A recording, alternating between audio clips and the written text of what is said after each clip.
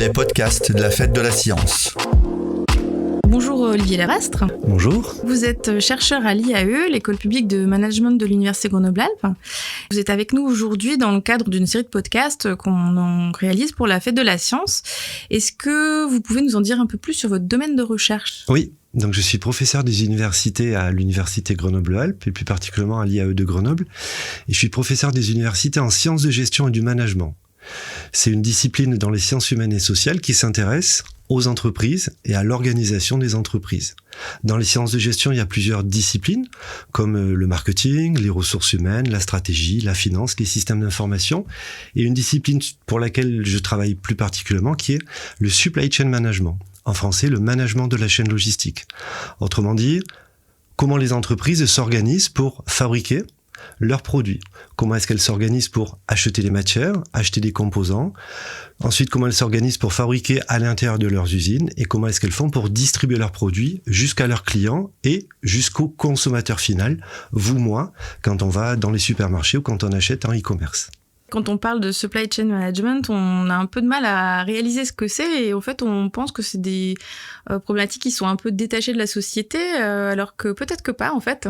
Tout à fait, oui. Effectivement, c'est pas du tout détaché de la société parce que tous les jours, on fait appel à du supply chain management.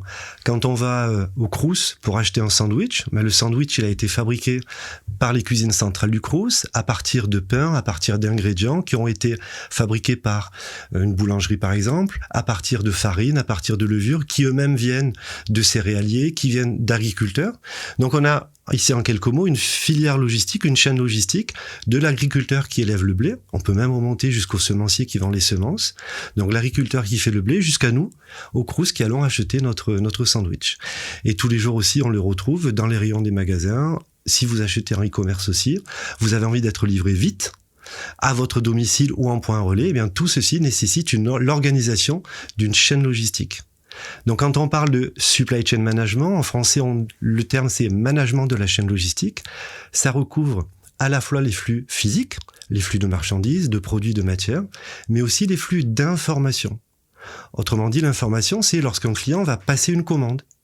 Si vous commandez sur Internet que vous voulez un produit, ça vous dira le produit sera mis à disposition tel jour dans votre boîte aux lettres. Ça, c'est un flux d'informations qui descend de l'entreprise jusqu'au consommateur. La Fête de la Science cette année, le sujet, c'est la relation entre l'homme et la nature. Alors là, je vais vous poser une autre question qui sera plutôt, est-ce que votre domaine de recherche a été impacté directement, notamment par la crise du Covid ? Et en fait, est-ce qu'on peut faire un rapport entre la nature et donc cette crise sanitaire et l'économie mondiale et l'influence qu'elle a eue sur l'économie mondiale et notamment sur la chaîne d'approvisionnement logistique ? Waouh, ça c'est une excellente question, une question très très large. On va avoir 4 heures pour discuter de ça. C'est vraiment une question très très large. Les relations entre la logistique et la planète, entre la production et la planète sont des relations plutôt ambiguës. Parce que quand on produit quelque chose, on extrait des matières de la planète selon des conditions sociales qui sont plus ou moins discutables. Il y a un processus de transformation, on consomme des énergies, fossiles ou pas, et puis on transporte les produits. On transporte avec des supercontainers, avec des bateaux, avec des camions. Et pour l'instant, ces choses-là sont assez polluantes. Parce qu'il n'y a pas eu encore de vraie volonté politique, il n'y a pas eu encore de vraie demande des clients, il n'y a pas eu encore de vraie demande des consommateurs pour dire « je ne veux acheter que des produits respectueux de la planète ». Donc, c'est en train d'être pris en compte par les consommateurs, par les citoyens et par les entreprises qui se disent « il faut faire du développement durable, il faut avoir une politique de RSE, ou en tout cas, il faut essayer de mieux écouter les besoins des consommateurs ». Donc ça, le réchauffement de la planète, l'extinction peut-être de certaines espèces animales, c'est un phénomène de long terme et ce serait une énorme vague qui va nous arriver dessus si on fait rien. Le Covid, c'est une petite vague. À mon sens, c'est une petite vague. J'espère que peut-être à l'heure où on écoutera le podcast, la crise sanitaire sera passée, ou peut-être que dans 6 mois, dans 1 an, la crise sanitaire sera passée. C'est une petite vague. Et effectivement, ça a fait prendre conscience de certains enjeux, de certaines problématiques. Des problématiques liées à la dépendance à l'égard de certains pays, de certaines zones géographiques. On a tous entendu parler du problème de masques qui viennent majoritairement de Chine, de certains principes actifs de médicaments qui viennent aussi de Chine, 80% des gants en latex pour la chirurgie viennent d'un seul pays, l'Indonésie. Vous imaginez si, d'un seul coup, l'Union européenne ou la France se dispute avec l'Indonésie et l'Indonésie décide d'arrêter de livrer les masques. Ce serait une catastrophe. Imaginons si la Chine décide de relever d'un seul coup les barrières douanières pour les principes actifs des médicaments. Donc la crise a fait prendre conscience de cette dépendance à l'égard de certaines zones géographiques. Il y a eu le Covid. Le Covid, tout le monde l'a vu parce que les consommateurs l'ont subi de plein fouet. Oh là là, il n'y a plus les produits qu'on veut, on a des problèmes. Mais il y a eu plein de crises auparavant. Il y a eu l'explosion de la centrale nucléaire à Fukushima. Il y a eu les inondations en Thaïlande. Il y a eu le volcan Age of Fool en Islande qui a bloqué tout l'hémisphère nord. Tout ça, nous les consommateurs ne s'en sont pas aperçus. Parce que le professionnalisme, on pourrait dire ça comme ça, des responsables logistiques, des responsables industriels ont réussi à contourner les problèmes. Tiens, il y a une inondation en Thaïlande, eh bien on va acheter les composants dans un autre pays. Tiens, l'espace aérien de l'hémisphère nord est bloqué à cause du volcan, on va passer par le sud. Juste avant la crise du Covid, en janvier 2020, il y a eu des blocages des grands ports français de commerce. Parce qu'il y a eu des grèves à cause de la réforme des retraites. On ne l'a pas vu passer. Parce que les industriels ont fait livrer leurs produits à Gênes, en Italie, en Espagne ou au port d'Anvers. Là, les consommateurs l'ont vu directement parce que ça les a touchés. Cette crise a été grave parce qu'on l'a vu. Et il y a eu d'autres crises auparavant quand les industriels ont réussi à contourner. Alors, qu'est-ce qui a changé exactement pour qu'on la voie, cette crise ? Ce qui a changé, ça, on pourrait dire, ce sont deux aspects. La globalité et la durée. La durée, si la crise est courte, on peut utiliser tous les stocks intermédiaires. Les stocks intermédiaires, c'est quoi ? C'est, vous allez au magasin Carrefour, derrière le magasin, il y a un stock. À côté de Lyon, il y a des entrepôts logistiques. Donc, il y a du stock. Chez les industriels, chez Coca, Nestlé, Danone, vous avez des stocks de produits. Donc, si la crise est ponctuelle, on peut continuer à livrer des produits en puisant dans les stocks. Sauf que là, la crise a été tellement longue que les stocks sont arrivés à zéro. On a puisé dans les stocks et il n'y avait plus de produits à livrer. En plus, les ports étaient fermés à cause des contraintes sanitaires, ce qui fait que plein de containers étaient bloqués à Anvers par exemple, et il manquait des camionneurs, des transports pour les acheminer jusqu'aux consommateurs. Donc ça, c'est la durée. Une crise de court terme, on peut la contourner. Comme vous, si vous êtes malade, vous n'allez pas au supermarché, vous allez puiser dans des pâtes ou du riz dans votre placard de cuisine. Le deuxième aspect de la crise, c'est la globalité. C'est-à-dire, c'est pas un pays qui a été touché. C'est pas un petit continent qui a été touché, mais c'est plusieurs pays, plusieurs continents. D'où le terme de pandémie. C'est pas une épidémie, c'est une pandémie qui a touché la Terre entière. La moitié de la population des consommateurs a été confinée. Un consommateur, c'est aussi un producteur, un ouvrier, un salarié. Donc, on a empêché des gens de travailler et de produire. Et ça s'est fait, bien évidemment, en Chine d'abord, et puis après dans toute l'Asie du Sud-Est, et finalement, tout le monde a été bloqué. Donc c'est cette étendue, c'est cette globalité de la crise qui a eu un tel impact. Comment faire pour s'adapter, justement, à ce type de crise auquel on n'était pas habitué, ou parce qu'elle est si globale ? Comment répondre à cette crise ? Comment s'adapter à cette crise ? Il y a plusieurs solutions qui ont été mises en place. Déjà, en termes de supply chain management, il y a des pratiques qui existent qui s'appellent du supply chain risk management, du management des risques liés à la chaîne logistique. Un fournisseur nous livre en retard, c'est un risque, quelle solution on va mettre en place ? Eh bien, on va mettre en place des stocks. Un fournisseur fait faillite, qu'est-ce qu'on met en place comme solution ?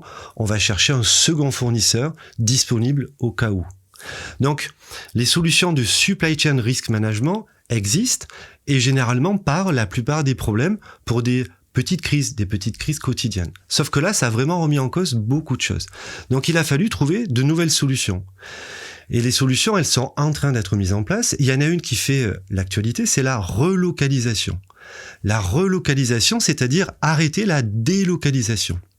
La délocalisation, c'est quoi ? C'est fermer une usine sur un lieu de consommation, ouvrir cette usine sur un lieu de production et réimporter les produits sur le lieu de consommation.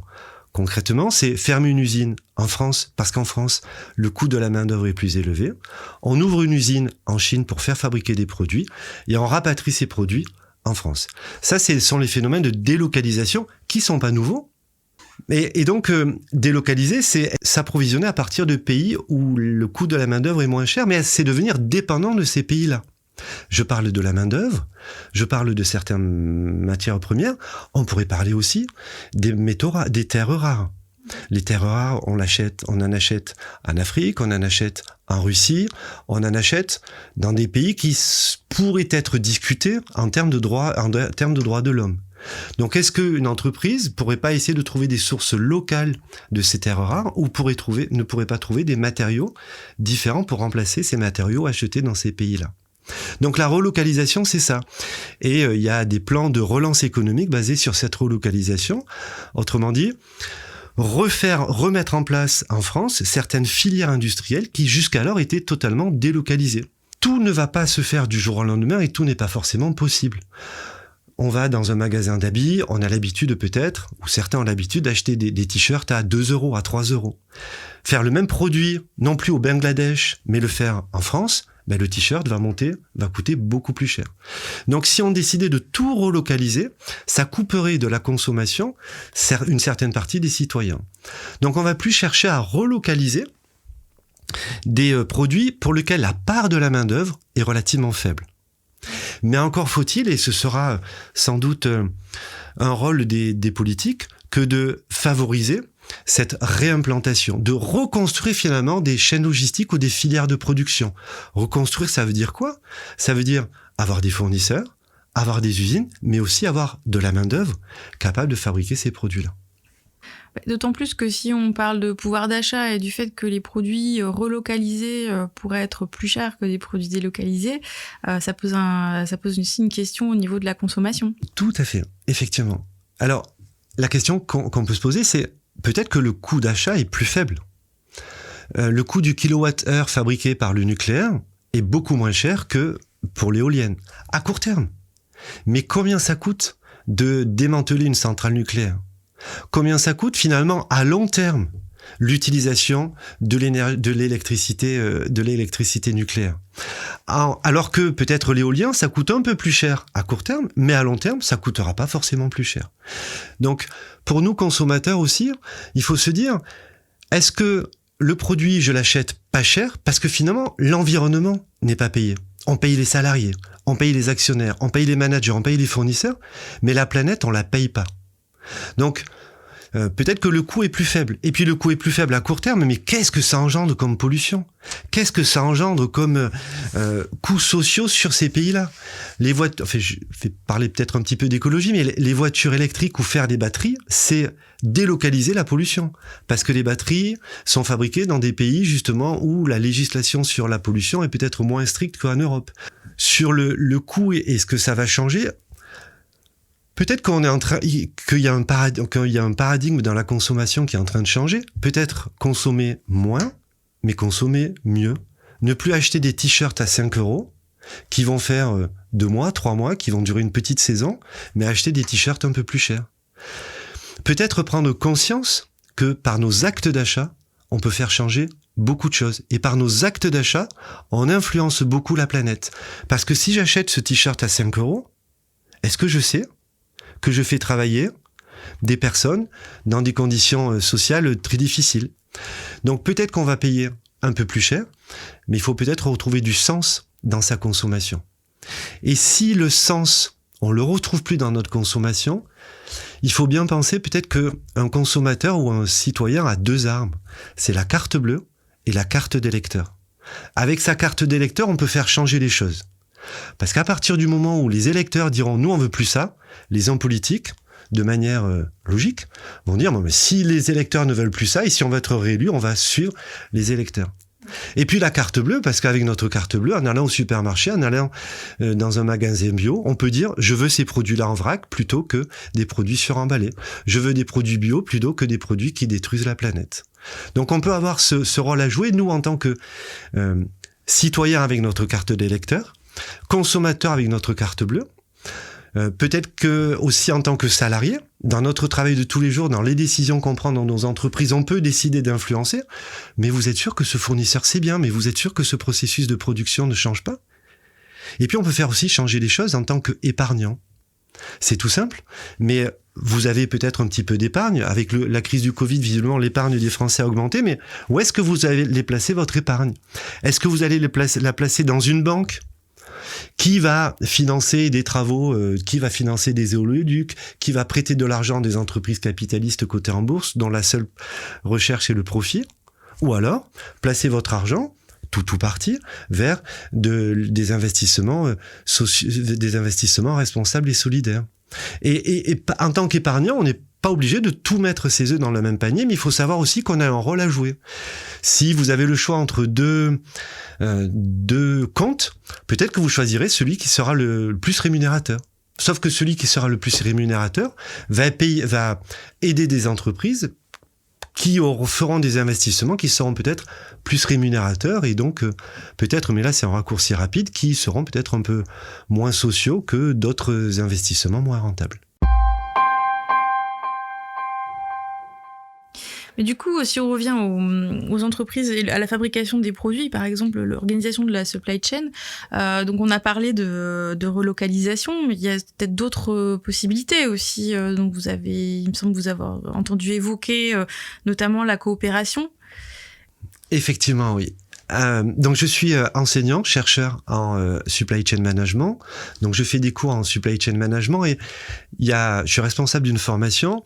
Et il y a un message clé qu'on fait passer aux étudiants et que les professionnels aussi nous font passer, c'est la collaboration, la coopération, la coordination sauvera le monde. Ne travaillons plus chacun dans notre coin, mais travaillons ensemble. Avant, le fournisseur était considéré comme un concurrent en quelque sorte, comme quelqu'un à qui on allait demander toujours des coûts les plus bas, des diminutions de coûts, des meilleures qualités de produits, en essayant de le pressurer, en essayant de presque le faire devenir exsangue. Alors que faire ça, c'est prendre le risque que le fournisseur fasse faillite. C'est arrivé avec la crise de 2008, des subprimes, et puis qui s'est répandue à la sphère économique. Il y a quelques entreprises qui ont perdu leur fournisseur parce que leur fournisseur a fait faillite. Et là, le Covid, on a pu observer le même phénomène. J'étais en relation avec une personne dans une entreprise horlogère en Suisse qui était un acheteur et qui m'a dit, moi, tous les jours, j'ai téléphoné à mes fournisseurs pour savoir comment ils allaient. Et s'ils me disaient, notre trésorerie va pas bien, je faisais passer un message au comptable disant, ce fournisseur, il faut le payer tout de suite. Parce que on peut payer son fournisseur à 30 jours, 45 jours, 120 jours. Donc ça, c'est une forme de collaboration. Payer plus rapidement des fournisseurs ou des entreprises qui sont en situation délicate. La collaboration, c'est essayer d'être transparent sur l'information. Tiens, j'ai des stocks. Est-ce que tu as vraiment besoin de me commander des produits? Ou tiens, si tu veux, je peux te rendre service en te livrant en urgence certains produits. Donc, l'idée, c'est d'arrêter de travailler chacun dans son coin en recherchant son unique profit personnel, mais essayer de considérer l'entreprise comme une seule et même organisation. Une seule et même organisation tournée vers la satisfaction du client. Ça se voit dans des grands groupes avec différentes business units, avec différentes entités, où là, il n'y a pas de problème de stratégie. Le grand chef de l'entreprise dit « c'est comme ça qu'il faut aller » et toutes les business units collaborent.